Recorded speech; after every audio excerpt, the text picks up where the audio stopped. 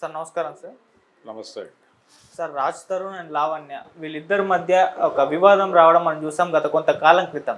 So వాళ్ళిద్దరి మధ్య వివాదంగా ఇది మొదలై ఆ తర్వాత ఎన్నో మలుపులు ఎన్నో కోణాలు ఇందులో ఉండడం చూస్తున్నాం సార్. ఒక పర్సన్ ఎంటర్ అవ్వడం, ఇంకో పర్సన్ ఎంటర్ అవ్వడం, మనకు తెలుసు శేఖర్ భాష ఎంటర్ అయ్యాడు, మస్తాన్ సాయి ఎంటర్ అయ్యాడు. ఆ తర్వాత ఈ వివాదం మొత్తంలో రాజ్ తరుణ్ పక్కకు అయిపోయాడు.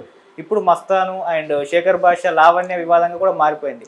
అయితే ఆ తర్వాత మొత్తం సైలెంట్ అయిపోయిన తర్వాత రీసెంట్గా మళ్ళీ నిన్న ఆమె లావణ్య మస్తాన్ సాయి పైన కేసు పెట్టింది. అతని దగ్గర 200కు పైగా అశ్లీల వీడియోస్ ఉన్నాయి. కొంతమంది యాక్టర్స్ నిఖిల్ పేరు కూడా ఆమె చెప్పడం చూస్తున్నాం. సో ఆయన మీద కేసు పెట్టి అరెస్ట్ కూడా చేయించేసింది. అటు శేఖర్ భాష అతనికి అగెనిస్ట్గా మాట్లాడుతున్నాను కూడా అతని మీద కూడా కంప్లైంట్ చేసింది.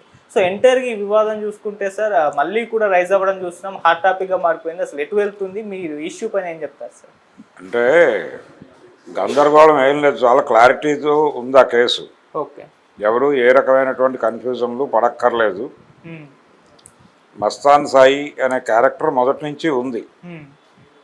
అయితే ఈ మస్తాన్ సాయి అనే క్యారెక్టర్ని ఎవరు పట్టుకొచ్చారు, ఏ కాంటెక్స్ట్లో పట్టుకొచ్చారు? ఈ మస్తాన్ సాయి అనే అతనికి ఈఎంఐకి ఒక ఎఫ్ఐఆర్ ఉంది అనేది ఎస్టాబ్లిష్ చేయడంలో భాగంగా ఇతని పేరు మొదట ప్రస్తావించిన వ్యక్తి రాజ్ తరుణే.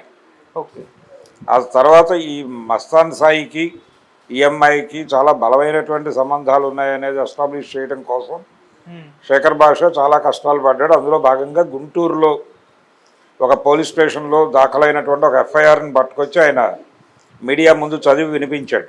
ఈ చరిత్ర అంతా మనకు తెలుసు. అంటే ఈ 3 పాత్రలు ఉన్నాయి కథలో. శేఖర్ భాష ఆయన ఇక్కడ ఆయన రోల్ ఏంటో ఆయనే చెప్పుకున్నాడు ప్రపంచాన్ని. ఆయన పురుషుల పాలిట, అంటే ఒక రకంగా ఇప్పుడు మహిళా సంఘాలు ఎలాగైతే ఉన్నాయో పురుషులకు కూడా వాళ్ళ హక్కుల్ని ప్రొటెక్ట్ చేయడానికి వాళ్ళ మీద మహిళలు జరుపుతున్నటువంటి ఒక రకమైనటువంటి బ్లాక్ మెయిలింగ్ టార్గెట్లుగా పురుషుల్ని మార్చేసి మహిళలు చేస్తున్న దాడుల నుంచి పురుష ప్రపంచాన్ని కాపాడటం కోసం అడ్డుపడటానికి సిద్ధపడిపోయినటువంటి ఒక సమర యోధుడిగా తన్ని తాను చెప్పుకున్నాడు ఆయన. యాక్సెప్ట్ చేద్దాం, యాక్సెప్ట్ చేసేస్తే అతను ఆ కోణంలో ఆ ఎఫ్ఐఆర్ ఇవన్నీ చెప్పడం ద్వారా వాళ్ళిద్దరి మధ్య ఒక రిలేషన్ ఉంది. ఆయన ఈ అమ్మాయి అతని ఏదో మ్యారేజ్, అతని సిస్టర్ మ్యారేజ్ కోసం గుంటూరు వెళ్ళింది. ఆ అమ్మాయిని ఒక చోట ఉంచాడు, ఒక షెల్టర్లో. అక్కడి నుంచి ఆ అమ్మాయితో ఆయన ఏదో రొమాన్స్ చేశాడు, అది ఆయన ఎస్టాబ్లిష్ చేసింది. ఆ సందర్భంగా ఆ అమ్మాయి విల్కి వ్యతిరేకంగా ఏదో జరిగింది అక్కడ. ఆవిడ కేసు బుక్ చేసింది. ఆ ఎఫ్ఐఆర్ కాపీ ఆయన చదివాడు. ఇప్పుడు ఈవిడ కార్యక్రమం ఏమిటి? ఇప్పుడు మస్తాన్ సాయి ఎందుకు వచ్చాడు మార్కెట్లోకి అంటే తన మీద తనకి మస్తాన్ సాయికి ఏదో ఉందని కదా వాళ్ళు ఎస్టాబ్లిష్ చేసింది. ఎస్టాబ్లిష్ చేసి తద్వారా తప్పుకుందామని చూశారు. ఇప్పుడు ఈవిడ ఈ మస్తాన్ సాయి అనేవాడు తను హెరాస్ చేస్తున్నాడు, బ్లాక్మెయిల్ చేస్తున్నాడు అని ఈ మస్తాన్ సాయి అనే క్యారెక్టర్ని తన జీవితం నుంచి కడిగేసేటువంటి ప్రయత్నంలో భాగంగా ఈ కేసు దాఖలు పరిచారు. ఈ హార్డ్ డిస్క్ గొడవ, అశ్లీల వీడియోలు. ఇప్పుడు అతనేం చెప్తున్నాడు, ఇందులో తన వైఫ్ వీడియో ఉన్నట్టుగాను తన గర్ల్ ఫ్రెండ్ వీడియో ఉన్నట్టుగాను చెప్తున్నాడు. ఈ వైఫ్ వేరు, గర్ల్ ఫ్రెండ్ వేరు, అవి రెండు పాత్రలు అనే విషయాన్ని గమనించాలనే విషయం కూడా చెప్పాడు ఆయన. చెప్పేసి వాళ్ళ అనుమతి మేరకే ఆ వీడియోస్ తీశాను, నేను అవి నా హార్డ్ డిస్క్లో పెట్టినా, దానిలో తప్పేంటి అంటున్నాడు. అయితే చాలామంది ప్రస్తుతం సినిమా ఇండస్ట్రీలో ఉన్నటువంటి నటీమణుల తాలూకా వీడియోస్ కూడా తన దగ్గర ఉన్నాయి. వాటితో అతను బ్లాక్మెయిల్ చేస్తున్నాడు. బ్లాక్మెయిల్ చేస్తూ బతకటమే అతను జీవనోపాధి అన్న లెవెల్లో ఆవిడ ఎస్టాబ్లిష్ చేస్తున్నాడు. చేసేసి మేజర్గా ఇప్పుడు మస్తాన్ సాయి అనేవాడు ఆవిడ యాంగిల్లో విక్టిమ్ అయితే, అంటే విక్టిమ్ అని కాదు, ఇప్పుడు అతను నేరస్తుడిగా ప్రూవ్ అయిపోతే అతను తప్పుకుంటాడు సినిమా వచ్చి. అప్పుడు స్ట్రైట్గా ఉండేది ఎవరు? లావణ్య, రాజ్ తరుణ్. మధ్యలో శేఖర్ భాష. ఇది ప్రోగ్రామ్, ఇది డిజైన్. ఇంతకాలం దాదాపు సంవత్సరం కాలంగా నడుస్తోంది ఈ డ్రామా. అంటే ఇంతకాలమైనా ఇది ఎందుకు రిజాల్వ్ కావట్లేదు అంటే ఇక్కడ చాలా సీరియస్గా ఇప్పుడు అమ్మాయి నాకు అతను కావాలి అంటోంది, నేను అతన్ని ప్రేమిస్తున్నాను అంటోంది, అతనితో ఉంటానంటోంది. ఎందుకంటోంది? అతను కాదంటున్నాడు. కాదన్న వాడితో బలవంతంగా ఎలా ఉంటుంది? ఈవిడ ఉండే అవకాశం లేదు, కానీ ఉంటానంటోంది. ఎందుకంటోంది? అంటే చాలా కాన్షియస్గా అక్కడ ఆర్థిక వ్యవహారాలు ఉన్నాయి. డబ్బుతో ముడిపడి ఆస్తుతో ముడిపడినటువంటి ఒక గొడవ అది. ఇక్కడ లీగలు ఇల్లీగలు వీళ్ళ అఫైర్లు వీళ్ళ జీవితాలు కాదు. వీళ్ళు అంటే ప్రజెంట్ డే యూత్ తాలూకా జీవితం, దాని తాలూకా షేడ్స్, ఆ జీవితం అనుభవించారు వాళ్ళు. ఆవిడ చాలా క్లియర్గా చెప్పింది. ఆవిడ డ్రగ్ కన్జ్యూమింగ్ అలవాటు ఉంది అనే విషయం కూడా ఆవిడ చెప్పేసుకుంది, ఆవిడే చెప్పుకుంది, ఎవరో చెప్పడం కాదు. అయితే ఈ పెడ్లర్ అనేటువంటి మాట దగ్గర ఆవిడ డిఫర్ అయింది.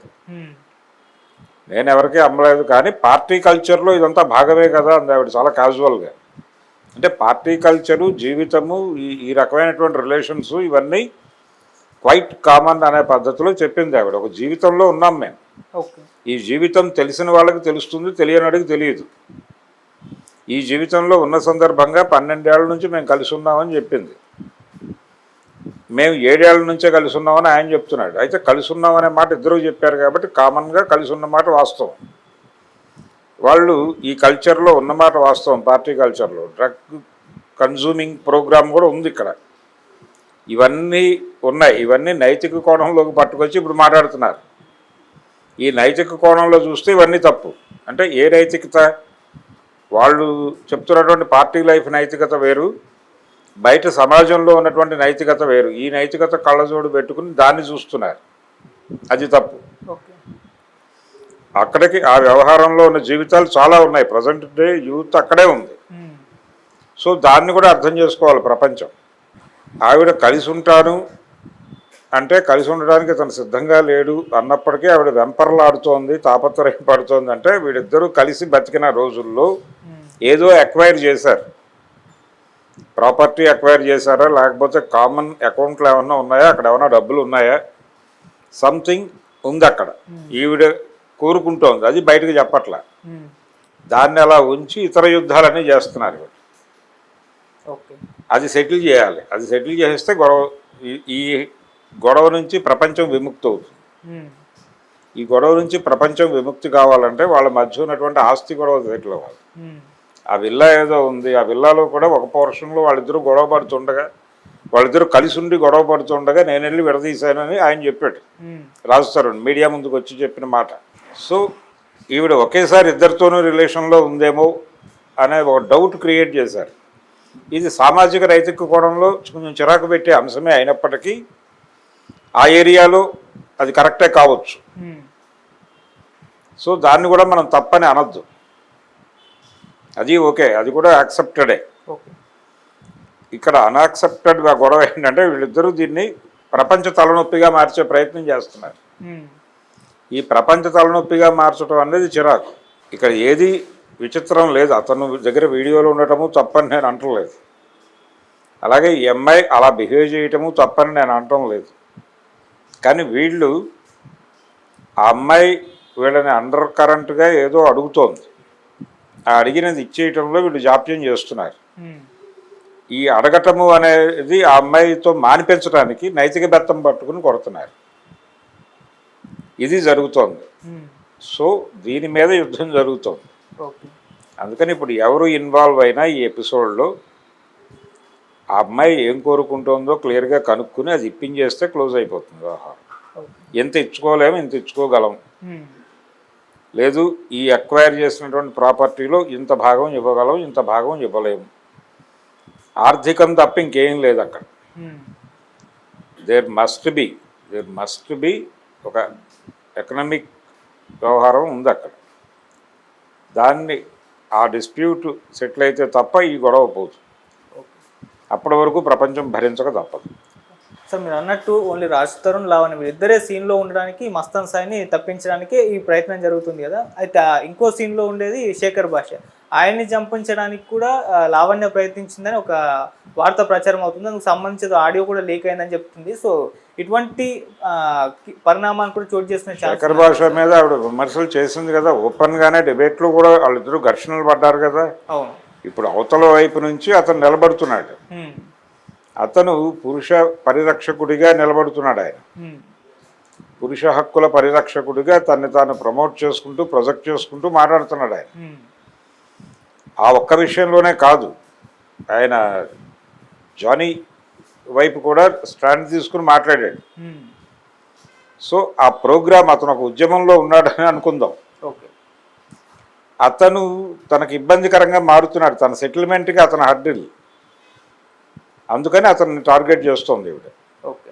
అతను తప్పుకోవాలి. ఇప్పుడు శేఖర్ భాషని తొలగించటం ఒకటి, ఈ మస్తాన్ సాయిని ఎలిమినేట్ చేయటం ఒకటి, ఈ రెండు సెటిల్ అయిపోతే అతనితో నేరుగా టాక్స్ జరుగుతాయి. అప్పుడు తన కంట్రోల్లోకి వస్తాడని ఈవిడ నమ్మకం. ఓకే. అందులో భాగంగానే జరుగుతుంది. ఎలాగో అతను ఈ రిలేషన్లో ఈ గొడవ ఇక్కడతో ఆగలేదు, ఇది బాంబేలో కూడా జరిగింది. ఆ మధ్య మాల్వి మల్హోత్రా అనేటువంటి ఆవిడ ఇంటికి వెళ్ళి వీడు గొడవ చేసి రావడం కూడా మనం భరించాం. అవును. సో ఇది నడుస్తున్న డ్రామానే. ఇందులో ఏదైనా ఏ గొడవకైనా ఒక ఆర్థిక గొడవే ప్రధానం. ఒక సెటిల్మెంట్ కావాలి. వాళ్ళిద్దరూ కలిసి ఉన్నటువంటి ఆ 7 సంవత్సరాలు, 12 అని ఆవిడ అంటుంది, 7 ఈయన అంటున్నాడు. పోనీ 7 ఏళ్లే కలిసి ఉంటున్నారు అనుకున్నప్పటికీ ఆ 7 ఏళ్లలో వాళ్ళిద్దరూ కలిసి ఏదో ఎక్వైర్ చేశారు. ఆ చేసింది ఏమిటో చెప్పేసుకుని దానిలో ఎవరి వాటా ఏమిటో తేల్చేసుకుని, ఒకవేళ ఆ విల్లాయే ఇష్యూ అయితే దానిలో ఎవరో ఒకళ్ళు ఒక షేర్ డబ్బులు ఇచ్చేసి సెటిల్ చేసుకుని ఒకళ్ళు ఉంచుకోవాలి, లేదు అమ్మేసి పనిచేసుకుని పారిపోవాలి. ఇది కాకుండా ఇంకేమైనా ఉన్నాయా? చాలా సందర్భాల్లో వీళ్ళ అంటే కలిసి ఉన్న రోజుల్లో, బాగున్న రోజుల్లో వీళ్ళ డబ్బులు వాళ్ళు, వాళ్ళ డబ్బులు వీళ్ళు వాడేసుకుంటారు. అలాంటివి ఏమైనా జరిగినాయా? ఆ రకమైనటువంటి సెటిల్మెంట్లు ఏమైనా ఉన్నాయా? ఇదే గొడవ, అంతకుమించి ఏమీ లేదు. ఆర్థికమే. సార్ వీళ్ళ గొడవ వీళ్ళే. ఓకే. ఇప్పుడు అకారణంగా హీరో నిఖిల్ పేరు ఈ వివాదంలోకి వచ్చింది. అట్లా లావణ్య ఏం చెప్తుందంటే మస్తాన్ సాయి దగ్గర హీరో నిఖిల్కి సంబంధించిన వీడియోలు కూడా ఉన్నాయని చెప్పడంతో ఒక్కసారిగా ఆయన ఇమేజ్కి దెబ్బ పడే విధంగా మాట్లాడేస్తున్నారు. ఇమేజ్కి దెబ్బ అని ఎలా అంటారండి? వాళ్ళందరూ ఒక లైఫ్లో ఉన్నారు. ఆవిడే చెప్పింది పార్టీ లైఫ్ అంది. పార్టీ లైఫ్లో ఉన్నారు ఈ ప్రజలందరూ.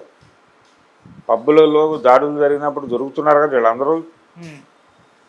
డ్రగ్స్ సరఫరా జరుగుతున్నటువంటి పబ్బుల్లో కూడా వీళ్ళ ఆచూకీ ఉంది కదా. ఇప్పుడు ఆవిడెవరు, నాగబాబు గారి కుమార్తె కూడా అక్కడ టచ్చాడినటువంటి సందర్భం మనం చూసాం. సో ఒక కల్చర్ ఉంది, ఆ కల్చర్ని యాక్సెప్ట్ చేయాలి ముందు. అది తప్ప రైటా అనేటువంటి చర్చ తప్పు. ప్రజెంట్ డే యూత్ దాన్ని యాక్సెప్ట్ చేసింది. ప్రభుత్వం పర్మిషన్ ఇస్తేనే కదా పబ్బులు నడుపుతోంది అక్కడ. మీరు జూబ్లీ హిల్స్లో చాలా స్ట్రీట్స్లో ఇది నడుస్తోంది. అంటే ఒక సామూహిక కార్యక్రమంగా నడుస్తోంది అది. దాన్ని ప్రజెంట్ డే కల్చర్గా యాక్సెప్ట్ చేసేస్తే గొడవ లేదు. నైతికత అనేది తీసేయండి, నైతికత లేదు ఇక్కడ. నైతికతకి ప్రయోజనం ఉంటుంది. నైతికత అనేదానికి ఇట్సెల్ఫ్ ఒక ప్రయోజనం ఉంటుంది. ఆ ప్రయోజనం కోసమే నైతికత తీస్తారు బయటికి. అంచేత నైతిక కళ్ళజోడుతో ఎవరు మాట్లాడినా వాడిని ఎలిమినేట్ చేయాల్సిన అవసరం ఉంది. ఏది నైతికం కాదు. ఎవరికి ప్రతి ఒక్కళ్ళకి వాళ్ళ నైతికత వాళ్ళకు ఉంటుంది.